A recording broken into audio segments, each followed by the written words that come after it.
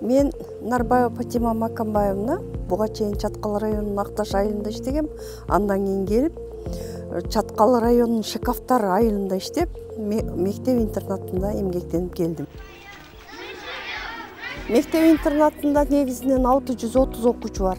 Ал окуучулардын көпчүлүгү жарым жетим, жетимдер, анан көп үй бүлөлүүлөрдүн балдары, ошондой эле ички жана сырткы мигранттардын балдары окушат. Мектеп-интернаты 1957 жылы курулган, ошол боюнча жаңыланган бир ремонт иштери болгон эмес да. Негизинен ушул мектеп-интернатынын балдарын көргөндө өзүмчө бир жүрөк өйгөн маселе чыгат эле да. Себеби бала ата-энесинен алыс. Эртең менен балдар тургузасың саат 6-да. Тургузуп физзарядкага чыгарып келгенден кийин балдар кумгандарга, анан баклажкаларга сууду алып, бирине бири суу куюп, ушинтип жуунчу да. Анан ойлочу элем да, ушу балдар үчүн да бир жакшы условия болуп калса деп. Кышында кыйланып, эртерде үшүп, бет кооздо эшикте жууп, сууларды дагы ысытып кыйланып жүрчү элек. Сайга барып, суу ташычу элек. Эшикке түндөрдө тазалыкка барчу элек.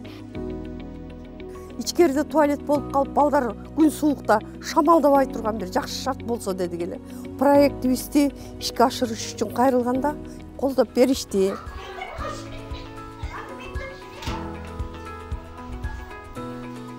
Азыр эми мына ысык суу, муздак суу чыкты, таза суу чыкты. Ошондой шарт түзүлдү да. Ал жерде туалети бар, анан кийин бидилери бар бут жууганга, умывальниктери бар. Ошондой эле автомат машиналар кир жууганга коюлду. Эшикке чыкпастан, муздабастан кышында корпуста ысык суу менен жууп бет коолубузду. Азыр кыйналбай калганбыз. Ошон үчүн рахмат айтабыз.